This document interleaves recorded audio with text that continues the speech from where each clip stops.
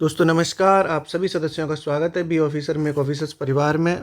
सी set की communication की class number 5 चल रही है। इसके बाद एक क्लास और आएगी, सोई सी सेट की किस्सा खत्म हो जाएगा कम्युनिकेशन का। मैं अपने परिवार के साथ बाहर आया हुआ हूँ, मम्मी पापा हैं, बाकी फैमिली हैं, इसलिए ये बोर्ड पे, डिजिटल बोर्ड पे नहीं आ रही है, मैंने आईपैड पे रिकॉर्ड कर दी। आपको इस तरीके से मैं समझाऊंगा कि आपको कोई दिक्कत नहीं होगी, आप बिना एक्सप्रेशन को देखे हुए उन्हीं एक्सप्रेशन को फील करते हुए आप समझ लेंगे, टेंशन मत लो। आज अपन चलेंगे अनौपचारिक संचार पैटर्न पर। अनौपचारिक संचार पैटर्न, इंग्लिश में इसको कहते हैं इनफॉर्मल।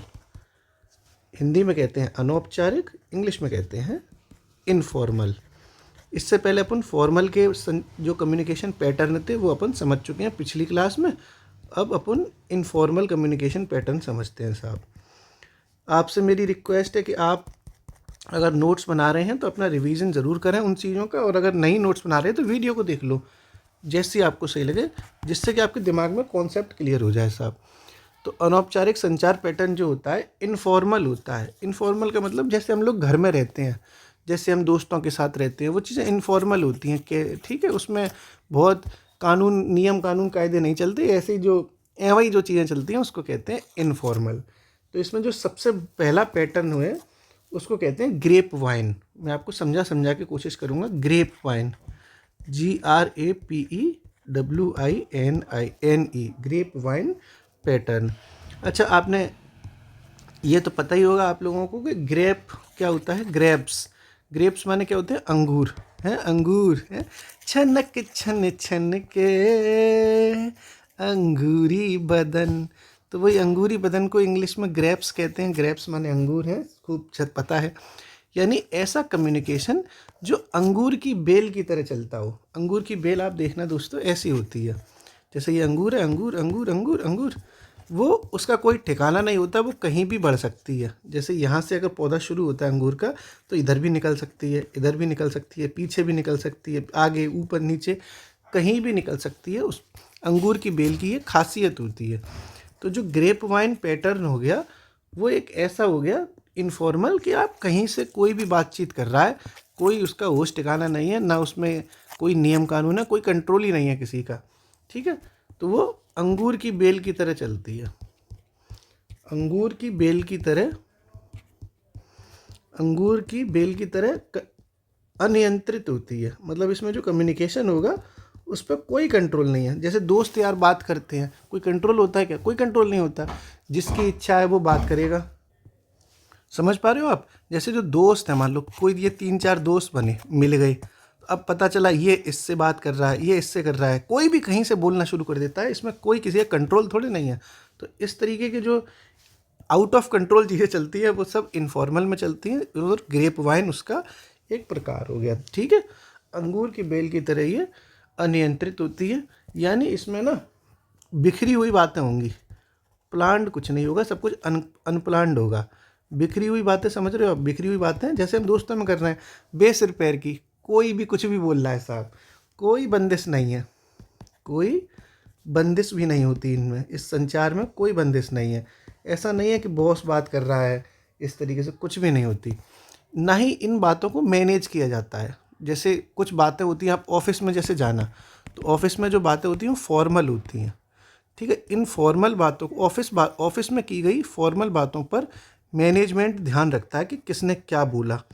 हर चीज़ का जवाब देना पड़ेगा। जब आप सरकारी नौकरी में होंगे तो आप अगर कुछ बोल रहे हैं, मीडिया के सामने कोई बात रख रहे हैं, तो उस चीज़ का जवाब भी आपको ही तो देखना पड़ेगा। आप ही तो जिम्मेदारी लोगे उस जो आपने बोला।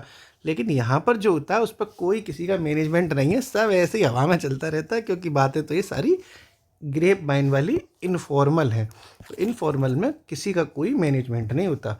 तो अगला क्या है? इसका प्रबंधन नहीं होता। ये इसकी विशेषताएं लिखवा रहा हूँ मैं, इसका प्रबंधन नहीं होता। क्लियर? तो आपने ग्रेप वाइन की कुछ विशेषताएं समझी कि ये अंगूर की बेल की तरह आउट ऑफ कंट्रोल चलती हैं। ये बातें बिखरी हुई बातें हैं, बिना सिर पैर की, कोई बंदिश नहीं है किसी पर, और इस पर किसी का कोई मैनेजमेंट नहीं है, प्रबंधन नहीं है। अब इस ग्रेप वाइन के टाइप्स देखो आप, ये कितने प्रकार की होती हैं। ठीक है, अच्छा ये बात तो आपको समझ में आ गई कि ग्रेप वाइन जो है वो इनफॉर्मल कम्युनिकेशन का हिस्सा है। तो जो भी इसके टाइप होंगे वो भी ओवरऑल किसके हिस्से हो जाएंगे? इनफॉर्मल के ही। तो जो पहला टाइप है उसको समझते हैं अपन। जो पहला टाइप है इन ग्रेप वाइन का, उसको कहते हैं सिंगल कम्युनिकेशन। सिंगल कम्युनिकेशन, भैया सिंगल है, अखंड सिंगल है, किन से बात करूं, हैं? मतलब होता है ना कि भाई मेरे पास काश कोई लड़की मुझे प्यार करती, तो कोई है नहीं है, चैट जीपीटी से बात कर लेते हैं। मान लो ये मैं हो गया, अब मैं तो सिंगल हूँ, तो मेरी कोई दोस्त है नहीं, तो ये मम्मी हो गई, ये पापा हो गए, ये भैया हो गए, ये बहन हो गई, यही अपने आपस में ऐसी ऐसी बातें हो रही हैं सिंगल।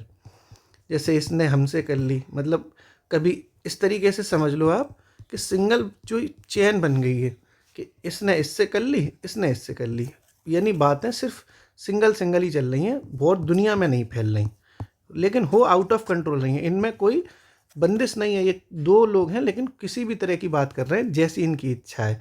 कभी प्यार वाली बात कर लेते हैं, कभी लड़ाई भी कर लेते हैं, लेकिन हो ये एक चेन में ही रहा है। तो इस तरह की जो संचार होता है वो हो जाता है सिंगल कम्युनिकेशन। इसमें कोई डेफिनेशन नहीं समझनी है, बस ये समझना है कि होता क्या है। ठीक है, ये सिंगल कम्युनिकेशन किसका हिस्सा हो गया, ग्रेप वाइन का हिस्सा हो गया, और इनफॉर्मल का तो हिस्सा हो ही गया। ऐसे ही सिंगल कम्युनिकेशन के बाद जो अगला कम्युनिकेशन है इसका ग्रेप वाइन का, उसको कहते हैं गॉसिप। गॉसिप समझते हो? गॉसिप हम लोग दोस्तों के संग गॉसिप मारते हैं, हिंदी में से गपशप कहेंगे, गपशप।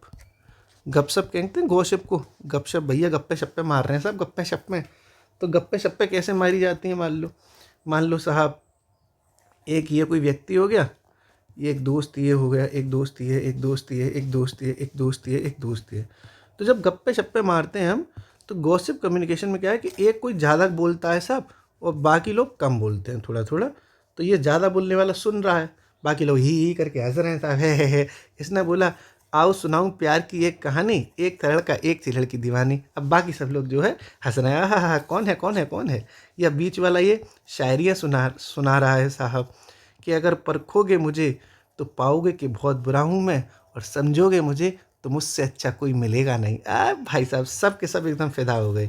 तो ऐसा कम्युनिकेशन कौन सा होता है, गॉसिप वाला, कि बीच में थोड़ा सेंटर में एक आदमी बोल रहा है, बाकी सब लोग अपना सुन रहे हैं, अपनी भी बोल रहे हैं।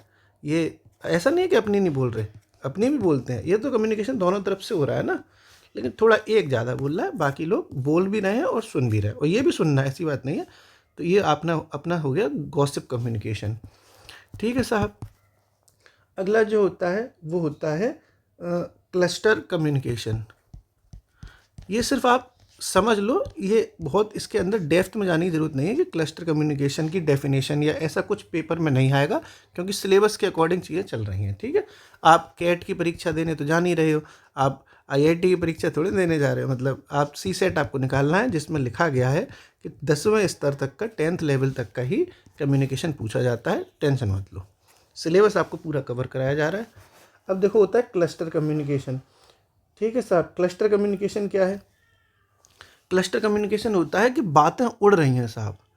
अरे सनम बताना मत कि भाई साहब इनका चक्कर उनसे चल रहा है। मान लो ये हो गए कोई भाई साहब, इनने अपने खास दो दोस्तों से कही, यार क्या बताऊं मैं तुम्हें, कल रात में मेरे को सपने में आया कि वो जो मेरी पसंद है ना, वो किसी और के संग भाग गई है कि नहीं। इसको सपने में आया कि इसकी गर्लफ्रेंड जो है इसका चूतिया काट के चली गई किसी और के संग, और इसने ये बात 2 लोगों को बताई। अब ये 2 लोग तो हंस रहे हैं साहब, और इस वाले आदमी ने, इस लड़के ने अपने 2 दोस्तों को ये बात बता दी, और ये कहा कि भैया पर किसी से बताना मत, सब मजाक बनाएंगे।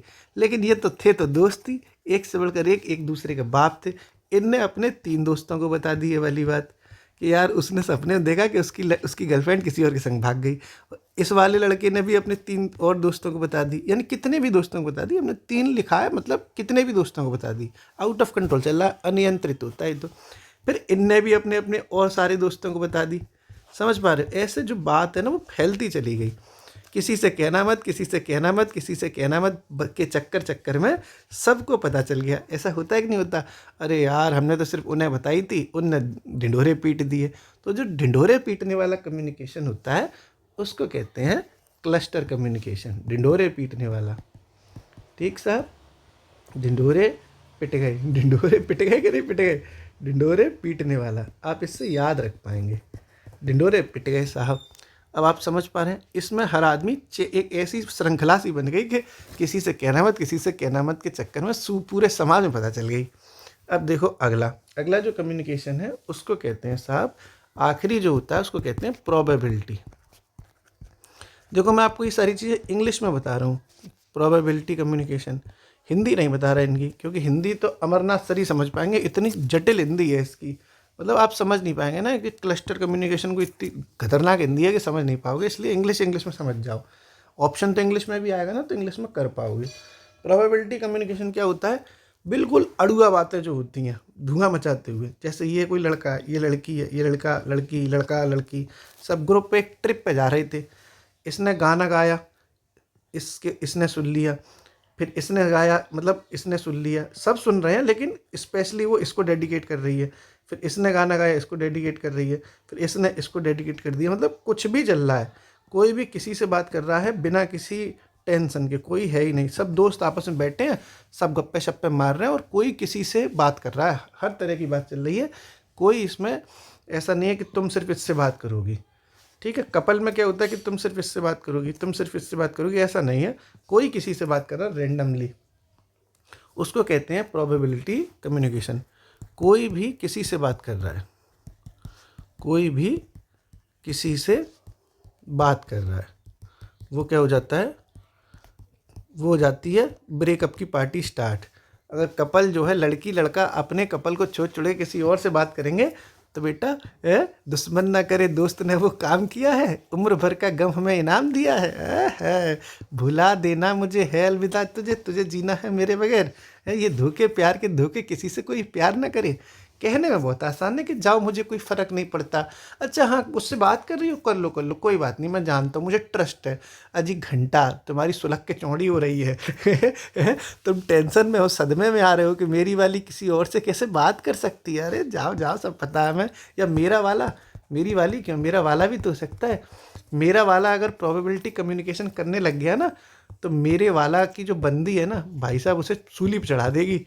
हैं, जाओ जाओ। लड़कियां क्या बोलती हैं, अगर मान लो कोई बॉयफ्रेंड है जैसे और कोई गर्लफ्रेंड है, जो बॉयफ्रेंड है साहब वो कर रहा है प्रोबेबिलिटी कम्युनिकेशन सब लोगों के संग, तो गर्लफ्रेंड क्या कहेगी, हाँ जाओ उन्हीं के संग जाओ, मैं कौन हूँ, मैं क्या कुछ हूँ, जाओ जाओ, ऐसे ताने मारती हैं भाई साहब। तो इस तरीके से हो जाता है प्रोबेबिलिटी कम्युनिकेशन, कोई भी किसी से बात कर रहा है। क्लियर है, 4 तरह के कम्युनिकेशन आपने देख लिए जो ग्रेप वाइन का हिस्सा थे। अब मैं आपको थोड़ा ग्रेप वाइन के बारे में फिर से बता दे रहा हूँ कि अंगूर की तरह चल रहा था, अनियंत्रित, कोई बंदिश नहीं है, कोई प्रबंधन नहीं। इसमें सिंगल कम्युनिकेशन ऐसे बात करने की थी, गॉसिप में ऐसे थी, उसके बाद क्लस्टर में ये चारों तरफ ढिंढोरे पीट दिए, और प्रोबेबिलिटी में ये कोई भी किसी से बात कर रहा है। अब इस टॉपिक से आए हुए जितने क्वेश्चन पीसीएस में अभी तक आए इस टॉपिक से, वो अपन करते हैं। और देखो ये जो जितने क्वेश्चन आए हैं ना, ये कोई भी क्वेश्चन ऐसा नहीं है जो एक बार आया हो, ये क्वेश्चन 3 बार 4 बार आए हुए हैं। तो हमने एक ही बार लिखा है क्योंकि बार बार एक ही क्वेश्चन से क्या मतलब था लिखने का। हाँ थोड़ी भाषा चेंज कर दी गई है, लेकिन ऑप्शन सेम रहे हैं, बात वही थी, प्रश्न घुमा फिरा के 4-5 बार आए हैं, क्योंकि लौट फिर के वही प्रश्न आते हैं, कोई नया प्रश्न बनता नहीं है इसमें ज़्यादा। अब पहला प्रश्न देखो, कौन अनौपचारिक का प्रकार नहीं है, यानी इनमें से कौन सा अनौपचारिक यानी इनफॉर्मल का प्रकार नहीं है। तो ये अपन ने अभी इनफॉर्मली तो समझा है पूरा, ये भैया आज हमने अनौपचारिक यानी इनफॉर्मली तो समझे हैं, तो ये सारे प्रकार इनफॉर्मल के हैं। ठीक है, पहला क्वेश्चन देखो, प्रोबेबिलिटी अभी बताया मैंने, प्रोबेबिलिटी कि कोई भी किसी से बात कर सकता है। क्लस्टर कम्युनिकेशन ये भी बताया अभी, देखो ढिंढोरे पिटते हैं।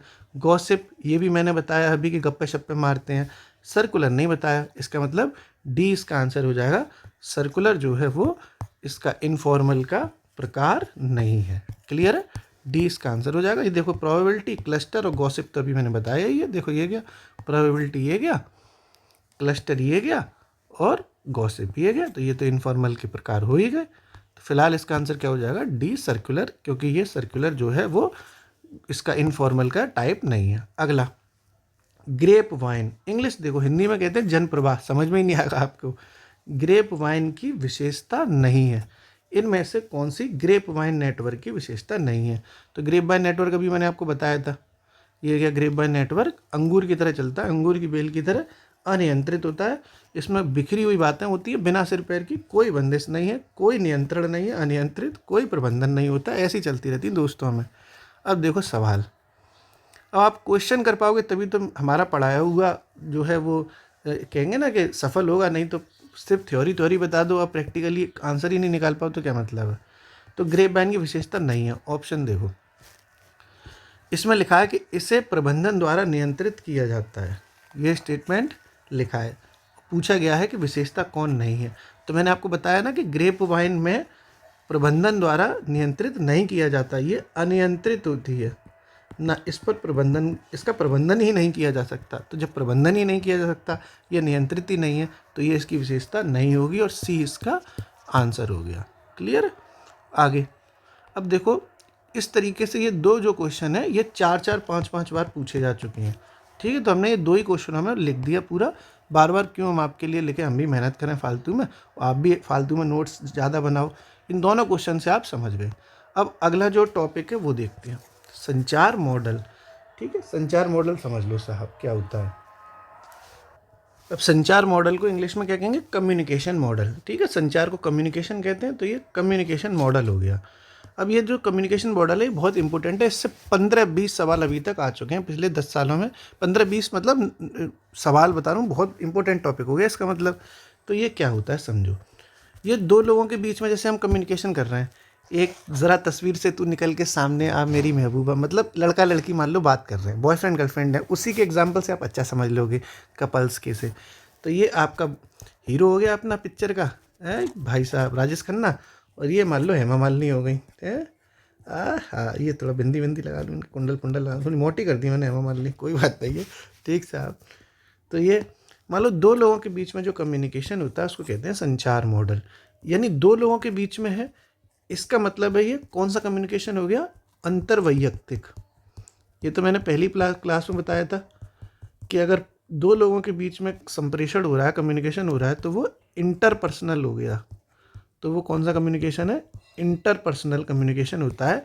अगर दो लोगों के बीच में होता है, तो एक लोग के बीच में होता है तो इंट्रापर्सनल हो जाता है, अंतः वैयक्तिक। लेकिन जब दो लोगों के बीच में है तो इंटरपर्सनल है।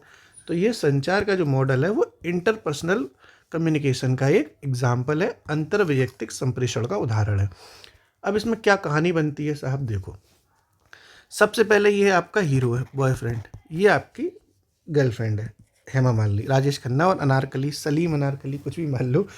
अब देखो सबसे पहले तो ये राजेश खन्ना हो गए, जो कौन हो गए, सेंडर। सेंडर मतलब अपनी बात रखेंगे, मान के चलो अपनी बात रख रहे हैं, यानी ये सोर्स हो गया एक तरीके से, सोर्स हो गया ना। ये सेंडर है, राजेश खन्ना है, इनके दिमाग में कोई बात आ रही है कि मैं अपनी गर्लफ्रेंड से कुछ कहता हूँ साहब। तो ये क्या करें, अपने दिमाग में कुछ बात सोच रहे हैं कि मैं क्या कहूँ। तो ये सबसे पहले नंबर 1 पे तो सेंडर आ गई। ठीक है, फिर क्या हो रहा है, ये कुछ बात सोच रहे हैं अपनी, तो दूसरे जो बात सोची जा रही है उसको कहते हैं कम्युनिकेशन में इनकोडिंग। क्या कहते हैं, इनकोडिंग। यानी अपने दिमाग में कुछ चीज़ इनकोड कर रहे हैं कि मैं अपनी बात क्या कहूँ। मतलब मैसेज अगर मुझे टाइप करना है, मान लो टाइपिंग चल रही है, ये चैट के थ्रू बात कर रहे हैं, एग्जाम्पल ले लेते हैं, टाइपिंग खेलना है, चैटिंग खेलना है, तो सेंडर हो गए राजेश खन्ना और वो सोच रहे हैं कि मैं क्या लिखूं, तो उसको सोचने को कहते हैं इनकोडिंग। अब इन्होंने सोच लिया कि मुझे क्या लिखना था।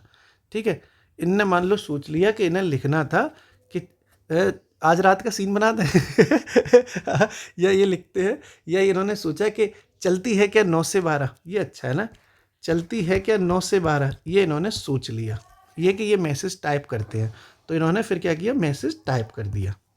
ठीक है, मैसेज टाइप किया इन्होंने, तो तीसरे नंबर पे क्या चीज़ आ गई, मैसेज आ गई कि नहीं आ गई। तीसरे पे क्या आ गया, मैसेज, कि इन्होंने मैसेज टाइप कर दिया साहब। तो सबसे पहले हमें किसकी चीज़ की ज़रूरत पड़ी, एक ऐसा इंसान जो कोई सोर्स हो, जो कोई चीज़ सेंड करे, और फिर सेंड करेगा तो कुछ सोच के तो सेंड करेगा, तो फिर सोचे क्या सेंड करनी है, फिर वो मैसेज पे टाइप कर रहा है। फिर चौथी चीज़, टाइप करने के लिए उसे कोई मीडियम चाहिए, कोई माध्यम चाहिए, जैसे व्हाट्सएप चाहिए या टेलीग्राम चाहिए या फ़ोन चाहिए, या कुछ ऐसा ऐसा चैनल भी तो चाहिए जिसके थ्रू वो बात करे। तो चौथे नंबर पर होता है मीडियम, यानी एक ऐसी ऐसी चीज़ जो सेंडर की बात है, यानी राजेश खन्ना की बात है, हेमा मालिनी तक पहुंचाए। तो पहले ये जो है कबूतर होता था, है कबूतर जा पहले प्यार की पहली चिट्ठी साजन को दिया, कबूतर जा। अब सारे कबूतर उड़ चुके हैं, क्योंकि अब व्हाट्सअप आ गया, यूट्यूब आ गया, टेलीग्राम आ गया, अब तो वीडियो कॉल चल रही है। तो इसके लिए ये चौथे नंबर पर हमें एक मीडियम की ज़रूरत पड़ गई। अब देखो क्या होगा, अब वो क्या हुआ, अब व्हाट्सअप से मान लो व्हाट्सअप, वो एग्जांपल देके चल रहा हूँ मैं कि व्हाट्सअप पर वो मैसेज जा रहा है, तो व्हाट्सअप पर वो मैसेज पहुँचा, तो मैसेज जब पहुँचेगा किसी के पास तो वैसे वो डाउनलोड होगा। भाई पहले मैसेज पहुँचता है, उसके बाद वो व्यक्ति देखता है, ठीक है। तो जब व्हाट्सअप पर कोई मैसेज पहुँचता है तो डाउनलोड होता है, तो उस डाउनलोडिंग को कम्युनिकेशन की लैंग्वेज में कहा जाता है डिकोडिंग। क्या कहा जाता है? डिकोडिंग।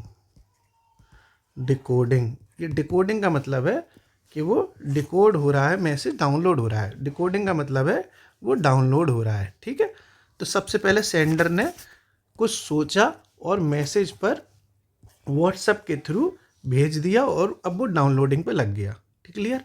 अब डाउनलोड होने के बाद क्या करता है, जैसे ही डाउनलोड होता है वैसे ही जो रिसीवर है, जो गर्लफ्रेंड है, जो जिसने मैसेज रिसीव किया, वो मैसेज देख लेती है।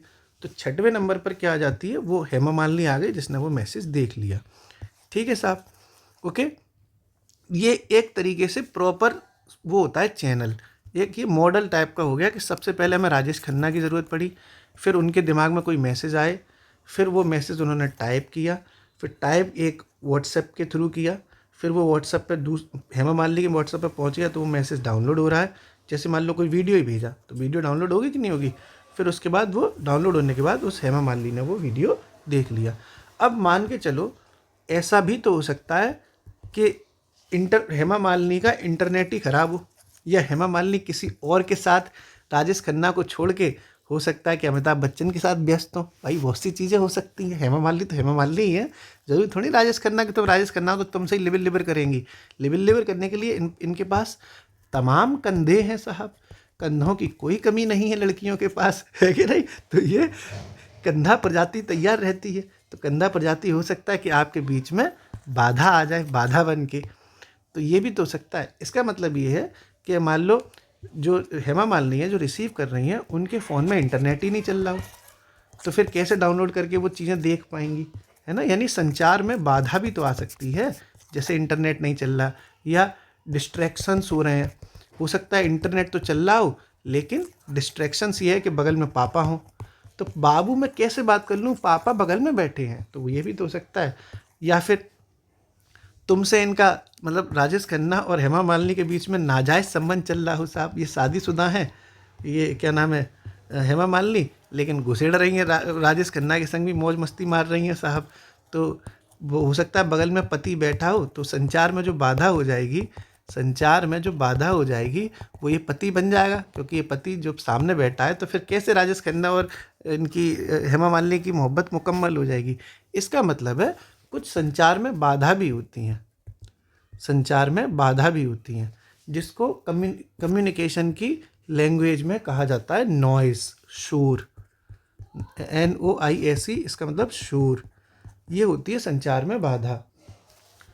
समझ पा रहे हो आप? जैसे संचार में अगर कोई हो सकता है कि बाधा भी आ जाए, तो ये ज़रूरी भी नहीं है कि बाधा आए, है ना। लेकिन कम्युनिकेशन जब हम मॉडल पढ़ते हैं तो ये कम्युनिकेशन के टॉपिक में माना जाता है कि थोड़ी बहुत तो बाधा ज़रूर आती ही आती है। कभी नेट स्लो हो जाएगा, या आप फ़ोन पे बात कर रहे हो, मान लो इंटरनेट पे बात नहीं कर रहे, व्हाट्सएप पे नहीं बात कर रहे, कॉलिंग पे बात कर रहे हो, तो कॉल पे हो सकता है कि बीच में आप देखते हो ना, अरे भैया आवाज़ ना आ रही, दोबारा काट के मिलाओ भैया, आवाज़ ना आ रही।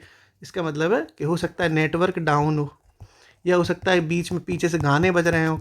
जैसे अभी मैं वीडियो बना रहा था तो पीछे से गाना बज रहा था, गाड़ी वाला आया घर से कचरा निकाल। अब सुबह सुबह बना रहा हूँ ये वीडियो, मैं अपने बाहर हूँ, रूम से बना रहा हूँ, तो यहाँ आ रहा है साहब गाड़ी वाला आया घर से कचरा निकाल, तो ये बीच में क्या हो रहा है, नॉइज़ हो रहा है। तो ये हमारे और आपके संचार में बाधा बन गया। तो ये बाधा मान के चला जाता है कि साहब थोड़ी बहुत तो बाधा आती हैं प्यार करने वालों के बीच में, है कि नहीं। अब क्या होता है साहब, अब बाधा भी मान लो सहन कर ली गई, हेमा मालिनी ने अपनी सारी बाधाएं सहन कर ली। फिर हेमा मालिनी क्या करेंगी, फिर हेमा मालिनी रिप्लाई करेंगी, इनको करेंगी कि नहीं करेंगी। इसका मतलब है हेमा मालिनी रिप्लाई करेंगी किन्हें, इन्हें। हेमा मालिनी किन्हें रिप्लाई करेंगी? अपने सेंडर को, इसको। ठीक है साहब। हेमा मालिनी नॉइज़ होने के बाद भी फीडबैक अपना दे देती हैं। ठीक है, फीडबैक का मतलब हो गया रिप्लाई, कि आपने जो कहा वो उस पर मेरा क्या रिप्लाई है। तो राजेश खन्ना बोले थे चलती है क्या 9 से 12, तो हेमा मालिनी ने जवाब दे दिया उसका, भाग यहाँ से 9 और हो जा 9 2 11। ठीक है, ऐसे बोलते हैं ना, 9 2 11 मतलब भाग जाओ। तो इन्होंने एग्जाम्पल के तौर पे मैं बता रहा हूँ, तो इन्होंने कहा 9 2 11 हो जा, नहीं तो कूट दिए जाओगे। ठीक है, रात है हमेशा 9 से 12 ही ले जाता है जो है, तड़प ही ऐसी रहा नहीं जाता। तो हेमा मालिनी ने कह दी भाग जा 9 2 11 हो जाए यहाँ से। ठीक साहब। या फिर ये भी बोल सकती है हेमा मालिनी, मूड अच्छा हो तो 9 2 12 आज रात का सीन बना दे, है डैडी मम्मी है नहीं घर पे, पिछले कमरे में घुस के ल है मिल जरा, है ये भी कह सकती है हेमा मालिनी। तो हेमा मालिनी कुछ भी कह सकती है साहब। सारा खेल हेमा मालिनी के मूड पे डिपेंड होता है, क्योंकि राजेश खन्ना का मूड तो हमेशा ही तैयार रहता है। लौंडे तो हमेशा ही तैयार रहते हैं। तुम बताओ सनम क्या करना है, पिक्चर देखनी है या पिक्चर बनानी है? ठीक है कि नहीं? तो वो तो हेमा मालिनी देखेंगे कि पिक्चर बनेंगी कि पिक्चर देखेंगी साहब, है कि नहीं? तो ये आपने पूरा का पूरा समझा। सबसे पहले क्या था? सेंडर। फिर उसको इनकोडिंग की, मैसेज इनकोडिंग मतलब कि मैसेज क्या लिखना है। फिर इनकोडिंग के बाद मैसेज टाइप कर दिया और किसी मीडियम के थ्रू वो व्हाट्सएप पे या कहीं से भी मैसेज वो पहुंचा और वहाँ वो डाउनलोड होगा। फिर उसके बाद वो रिसीवर तक पहुंचेगा। हो सकता है संचार में कुछ बाधा आ जाए, और बाधा के बाद में फिर वो लास्ट में क्या दिया जाता है? फीडबैक। यानी फीडबैक ये 8वें नंबर का हो गया। 7वें पर नॉइस हो गया, 8वें पर आखिरी हो गया वो फीडबैक हो गया। संचार में बाधा, आपने एक वर्ड सुना होगा, संचार में बाधा। ये क्या क्या हो सकता है? संचार में जो बाधा होती है उसको नॉइस कहते हैं, मैंने अभी आपको बताया।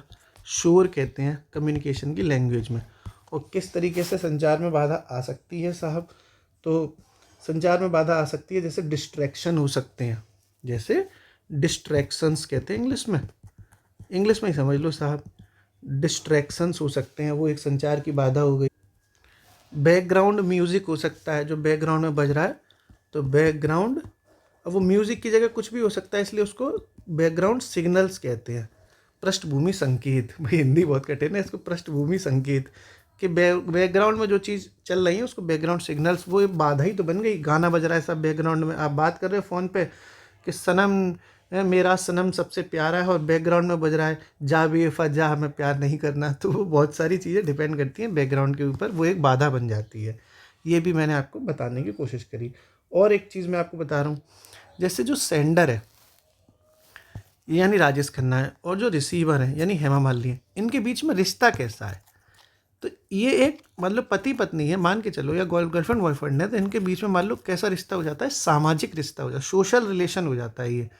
ठीक है, अगर कोई सेंडर रिसीवर है तो वो कम्युनिकेशन की लैंग्वेज में सोशल रिलेशंस में माना जाता है कि इनके बीच में सामाजिक रिश्ता है, इंसानियत का सामाजिक रिश्ता है, इसलिए ये बातें आपस में कर रहे हैं। हालांकि ये रिश्ता, क्योंकि गर्लफ्रेंड बॉयफ्रेंड तो फिजिकल रिलेशन भी तो हो सकता है, लेकिन फिर भी कम्युनिकेशन मानता है कि भैया ये एक सोशल रिलेशन है। तो ये बात भी साथ में लिखो एक नोट करके, कि सेंडर और रिसीवर के बीच सामाजिक रिश्ता होता है। सामाजिक रिश्ता यानी सोशल रिलेशन। सामाजिक रिश्ता को इंग्लिश में कहेंगे सोशल रिलेशन। ओके, समझ गए? सोशल रिलेशन होता है। भाई हम लोग आपस में दोस्त यार बात कर रहे हैं, हमेशा गर्लफ्रेंड बॉयफ्रेंड तो बात नहीं करते ना, दोस्त बात कर रहे हैं, तो वो एक सोशल रिलेशन ही तो हो गया। तो आपने ये भी समझ लिया। एक चीज़ और ये कि आपने देखा होगा कि सेंडर और रिसीवर, इन दोनों के बीच में बातें हो रही हैं और बातों का ट्रांजैक्शन हो रहा है। एक ने बात दूसरे से करी, दूसरे ने फिर अपने पहले से कर ली, इसने इससे करी, इसने उससे करी, तो क्या हो रहा है? बातों का ट्रांजैक्शन हो रहा है ट्रांजैक्शन। तो ये भी बात लिख लो। ओके, कि लिखो इसमें बातों का ट्रांजैक्शन होता है, बातों का ट्रांजैक्शन सिर्फ पैसों का ही नहीं होता, बातों का भी तो होता है। इसमें बातों का ट्रांजैक्शन होता है, इसलिए इसे ट्रांजैक्शनल मॉडल भी कहा जाता है। ट्रांजैक्शनल मॉडल भी कहते हैं, ट्रांजैक्शनल मॉडल भी कहते हैं। यानी जो आपने संचार मॉडल अभी सेंडर और रिसीवर के बीच में देखा, तो उसमें बातों का ट्रांजैक्शन हो रहा है, तो ये किस मॉडल के नाम से जाना जाता है? पूरा ट्रांजैक्शनल मॉडल के नाम से जाना जाता है।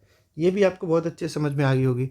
पूरा आपको मैंने किस्सा समझाया। अब इस किस्से से आए हुए, इस टॉपिक से आए हुए अभी तक के सारे प्रश्न देखो, और ये आपको एकदम 20-25 क्वेश्चन यहाँ से आए हैं। बहुत जल्दी जल्दी देखूंगा, और एक एक क्वेश्चन 3-3 बार आए हैं, 3 बार 4 बार रिपीट हुआ दंदनाते हुए। तो हमने ये आपको रिपीट नहीं कराए, बार बार एक ही चीज़ क्यों लिखते, सेम सेम बिल्कुल कॉपी पेस्ट हुआ है साहब। तो वही चीज़ आई है। अब देखो पहला सवाल इस टॉपिक से, विचारों को संदेश यानी मैसेज के डालने की प्रक्रिया। जैसे विचार हैं, उनको संदेश में, ये के लिख गया है यहाँ पर, संदेश में है यहाँ पे, में, ओके। आपके विचार थे, उनको मैसेज में डालने की प्रक्रिया को क्या कहते हैं? ठीक साहब। तो देखो ये खतरनाक सवाल लग रहा है। अभी मैंने आपको बताया था कि राजेश खन्ना के दिमाग में कोई विचार आया, उसको मैसेज में वो डाल रहे हैं, तो उसको क्या कहा जाएगा? देखो ये मैंने बताया है। देखो ये सेंडर है, वो मैसेज में डाल रहे हैं, तो उनके दिमाग में जो चीज़ आई उसको क्या कहा जाएगा? इनकोडिंग। ये ना, राजेश खन्ना के दिमाग में कुछ विचार आया, उसको मैसेज में टाइप करना है, तो जो विचार आया उसको क्या कहा जाएगा? इनकोडिंग। तो देखो यही सवाल सेम पूछा गया है कि विचारों को संदेश यानी मैसेज में डालने की प्रक्रिया क्या कहलाती है? इनकोडिंग कहलाती है। 20 का आंसर है संकेतीकरण। क्लियर है? 20 का आंसर हो जाएगा इनकोडिंग। यही बस। अब जब आप थ्योरी समझ के अब आप प्रैक्टिकली जब क्वेश्चन लगा रहे हैं, तब आपको समझ में आ रहा है कि किस तरह के क्वेश्चन आते हैं। अगला देखो, संचार प्रक्रिया के तत्वों का सही क्रम क्या है? सही क्रम में लगाओ।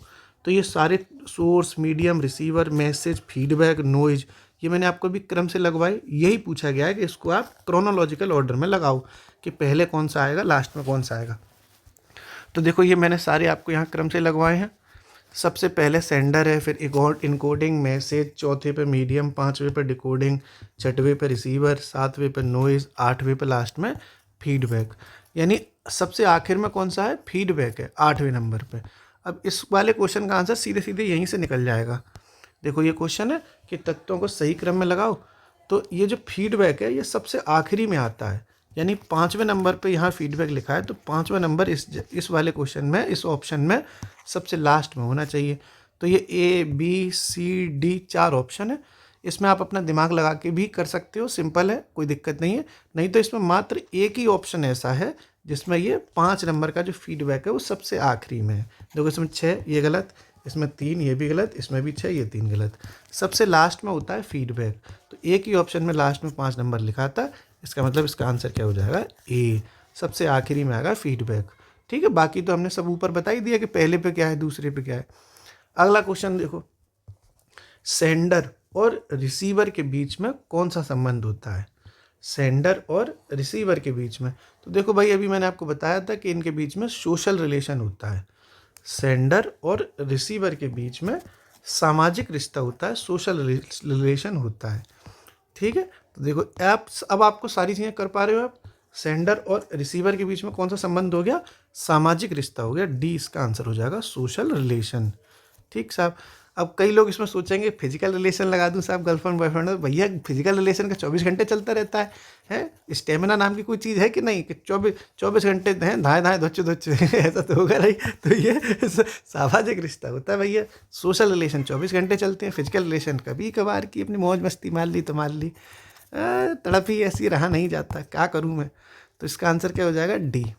अगला, अब आपको समझ में आ रहे हैं ना सारे आंसर। अगर आप आंसर कर पा रहे हैं क्वेश्चंस के बाद तो आप कम्युनिकेशन कर ले जाएंगे, टेंशन मत लो, क्योंकि मैंने बहुत इजी लैंग्वेज में समझाने की कोशिश करी है। मैं बाहर हूँ इस वक्त, इसलिए मैंने कोई ज़्यादा हंसी मजाक नहीं किया। मैं चाह रहा हूँ जल्दी से वीडियो बने, मैं अपना घूमने जाऊँ और आप लोग अपनी पढ़ाई करो साहब। संचार प्रक्रिया में पृष्ठभूमि संकेत, बैकग्राउंड सिग्नल्स, विकृति यानी डिजॉर्शंस क्या लिखा है, डिस्टोर्शंस, और व्याकुलता यानी डिस्ट्रैक्शंस को किस रूप में जाना जाता है? समझ गए क्या है कि अगर मान लो कम्युनिकेशन हो रहा है और बैकग्राउंड सिग्नल बज रहे हैं पीछे से, या फिर डिस्ट्रैक्शंस आ रही हैं, डिस्टोर्शंस आ रहे हैं, तो वो क्या हो जाएगा? तो अभी मैंने बताया था नॉइज़ हो जाएगा। देखो देखो देखो, सारी चीज़ें बताई हैं मैंने। संचार में बाधा क्या होती है? नॉइज़। नॉइज़ क्या होता है? Distractions, background signals. तो इसका क्या आंसर हो जाएगा? नॉइज़। तो ये जो बाधाएं हैं, डिस्ट्रैक्शंस हैं, बैकग्राउंड सिग्नल हैं, डिस्टोर्शंस, डिस्ट्रैक्शंस, बैकग्राउंड सिग्नल्स, ये क्या हो जाता है? ये नॉइज़ हो जाता है। ए इसका आंसर हो गया, शोर हो जाता है। ये संचार में बाधाएं हैं और ये शोर कहलाती है, नॉइज़ कहलाती है। ए इसका आंसर है। अगला, फीडबैक प्रभावी रूप से किसकी कार्यकुशलता को बढ़ाने में प्रयुक्त करता है? देखो, फीडबैक इनमें से किसकी कार्यकुशलता को बढ़ाएगा? तो देखो, फीडबैक कब दिया जा रहा है? जब दो लोग आपस में बात कर रहे हैं। इसी प्रक्रिया को अभी मैंने समझाया। देखो यहाँ पर पूरा समझो। फीडबैक कब दिया जा रहा है? जब सेंडर ने कोई बात रिसीवर से करी और रिसीवर ने अपना फीडबैक दे दिया, यानी दो लोगों के बीच में बात है। और जब दो लोगों के बीच में बात होती है यारों, तो उसको कैसा कम्युनिकेशन कहते हैं? इंटरपर्सनल। जब दो लोग थे, एक सेंडर है एक रिसीवर है, उनके बीच में इंटरपर्सनल स्किल्स कम्युनिकेशन बात हो रही है, तो ये जो फीडबैक है वो इंटरपर्सनल स्किल्स को मजबूत करता है। ये बात मैंने आपको समझाई भी अभी, वही देखो क्वेश्चन भी आया है। ठीक है साहब, देखो ये आ गया। फीडबैक प्रभावी रूप से किसकी कार्यकुशलता को बढ़ाने में प्रयुक्त होता है? तो फीडबैक होता है दो लोगों के बीच में, जब हम बात कर रहे हैं, हीरो ने हीरोइन से कुछ कहा, हीरोइन ने उसका जवाब दे दिया, तो वो फीडबैक मिल गया। तो यानी ये इंटरपर्सनल कम्युनिकेशन को मजबूत कर रहा है। सी इसका आंसर है, क्योंकि सेंडर और रिसीवर, दो लोगों के बीच में बातें हो रही हैं और रिसीवर ने अपना फीडबैक दिया है। तो सी इसका आंसर हो जाएगा, इंटरपर्सनल कम्युनिकेशन। आगे, संदेश रूपांतरण, ट्रांसफर ऑफ मैसेज की सफलता की जांच किसके द्वारा की जाती है? ये देखो सिंपल सवाल है यार, घुमा के पूछ ले तो आप घबराना मत। जब हम कोई मैसेज ट्रांसफ़र कर रहे हैं, राजेश खन्ना ने हेमा मालिनी से अपना मैसेज ट्रांसफ़र किया कि चलती है क्या 9 से 12, और हेमा मालिनी ने जवाब दे दिया, भाग जा यहाँ से, 9 तो 11 हो जा। इसका मतलब है राजेश खन्ना को ये बात कैसे पता चली? जब उसका फीडबैक आ गया। किसका? हेमा मालिनी का। हेमा मालिनी ने अपना फीडबैक दे दिया, रिप्लाई दे दिया, तभी तो पता चला कि संदेश जो है, जो ट्रांसफ़र किया था मैसेज, वो सफलतापूर्वक वहाँ पर पहुँच गया। जब हम किसी को रिप्लाई करते हैं तभी तो पता चलता है। जैसे मैं हूँ और इधर आप हो, मैं अपनी बात कह रहा हूँ और आप कमेंट के थ्रू अपने रिप्लाई कर रहे हो, तभी तो मुझे पता चल रहा है कि आपको हमारा कंटेंट समझ में आ रहा है कि नहीं आ रहा। तो हमारी सफलता की जांच कैसे होती है? जब आप रिप्लाई करते हो, और रिप्लाई को कम्युनिकेशन की भाषा में क्या कहा जाता है? फीडबैक कहा जाता है। तो सी इसका आंसर हो जाएगा, फीडबैक। सफलता की जांच तभी होगी जब फीडबैक मिल जाएगा। सी इसका आंसर है, फीडबैक। ठीक है। अगला, पारस्परिक लेन देन के रूप में संप्रेषण मॉडल यानी communication as mutual transactional model के अनुसार लोगों के मध्य अंतः क्रिया होती है। यह भाई खतरनाक सवाल है। मतलब यह है सवाल का कि पारस्परिक लेन देन हो रहा है बातों का। दो लोग हैं, एक राजेश खन्ना और एक हेमा मालिनी, आपस में बातें, पारस्परिक मतलब म्यूचुअली बातें कर रही हैं। तो कम्युनिकेशन में मैंने आपको शुरू से बताया कि जब बातें की जाती हैं तो कम्युनिकेशन मानता है कि सेम टाइम सेम जगह बातें हो रही हैं। सेम टाइम सेम जगह, सेम टाइम सेम जगह है, एक गाना है बड़ा अच्छा ऐसा। तो ये कम्युनिकेशन मानता है कि भैया जब दो लोग बात कर रहे हैं तो सेम टाइम बात कर रहे हैं। ऐसा नहीं है कि इसने मैसेज किया फिर ये कल देखेंगी। तो सेम टाइम इंटरेक्शन हो रहा है ये। ओके। सहकाल मतलब सहकाल समझते हो आप?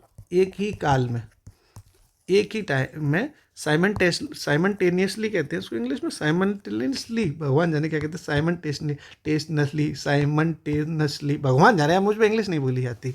तो ये दो लोगों के बीच में सेम टाइम बातें होती हैं पारस्परिक लेन देन में। तो इसका आंसर क्या हो जाएगा? देखो, सहकालिक अंतः क्रिया हो रही है, यानी साइमल्टेनियसली इंटरेक्शंस हो रहे हैं। तो ये डी इसका आंसर होता है। कम्युनिकेशन में जब भी पारस्परिक बातें होती हैं तो वो माना जाता है कि ये एक ही टाइम में बात हो रही है। इसने मैसेज किया, इसने रिप्लाई किया, इसने मैसेज किया, इसने रिप्लाई किया, दो लोग सेंडर रिसीवर एक ही टाइम में लगे पड़े हैं साहब। तो इसको कहते हैं सहकालिक अंतः क्रिया, साइमल्टेनियसली इंटरेक्शंस। डी इसका आंसर हो जाएगा। अगला, कौन सा प्रतिरूप अंतर्वैयक्तिक यानी इंटरपर्सनल संप्रेषण पर बल देता है?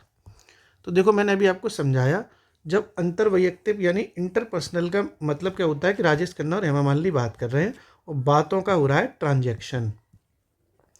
हो रहा है कि नहीं हो रहा है, अभी मैंने आपको बताई थी। तो इसको क्या कहते हैं, इंटरपर्सनल वाले को जब बातों का ट्रांजेक्शन होगा तो इसको क्या कहा जाएगा, ट्रांजैक्शनल मॉडल। ये लिखा है देखो बी, ये देखो। अब इसको हिंदी में कहते हैं समव्यवहार, समझ ही नहीं पाओगे इसीलिए मैंने पूरा इंग्लिश में समझाया। ट्रांजैक्शनल मॉडल इसका आंसर होगा। जब इंटरपर्सनल बातें हो रही हैं, दो लोगों के बीच में बातें हो रही हैं, इसका मतलब बातों का ट्रांजैक्शन हो रहा है, इसलिए ऐसे मॉडल को कहा जाता है ट्रांजैक्शनल मॉडल। बी इसका आंसर है। ये बात मैंने आपको लिखवाई भी है यहाँ पर, देखो देखो देखो देखो। कहाँ हो तुम, निकल के ये गए। इसमें बातों का ट्रांजैक्शन होता है, इसलिए इसे ट्रांजैक्शनल मॉडल भी कहते हैं। लिखाया कि नहीं लिखाया, मैंने आपको सारी वो चीज़ें बताने की कोशिश करी हैं जो बहुत इंपॉर्टेंट है, फालतू की हमने कोई बात नहीं बताई। तो ऐसे को क्या कहा जाता है, ट्रांजैक्शनल मॉडल। इंटरपर्सनल जो बातें हो रही हैं दो लोगों के बीच, इस तरीके से ये इतने क्वेश्चन बहुत महत्वपूर्ण अभी तक आए वो मैंने सारे कराए। सी सेट की मात्र 15 मिनट की क्लास एक और आएगी, वो आएगी अब 2-3 दिन बाद। आप जितना अभी तक पढ़ाया है मैंने, कम्युनिकेशन पढ़ाया है मैंने, मैं आपको बार बार बता रहा हूँ, मैंने पूरा सी सेट थोड़ी पढ़ाया, जिसमें तो मैथ भी आता है, रीजनिंग भी आता है, और वो डिसीजन मेकिंग भी आती है, बहुत से टॉपिक आते हैं। तो एक टॉपिक मैंने कम्युनिकेशन का कराने की कोशिश करी, एक 15 मिनट की कॉन्सेप्ट और रह गया, वो मैं घर पहुँच के करा दूंगा। मैं 5 तारीख को प्रॉबेबली घर पहुँचूंगा, मतलब मम्मी पापा के पास।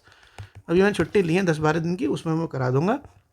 एक छोटी सी क्लास और है, आप देख लो, आपको 8-10 नंबर का फ़ायदा एक्स्ट्रा मिल जाएगा। सी सेट में 33 ही सवाल करने हैं। स्माइल मारो, शुक्रिया।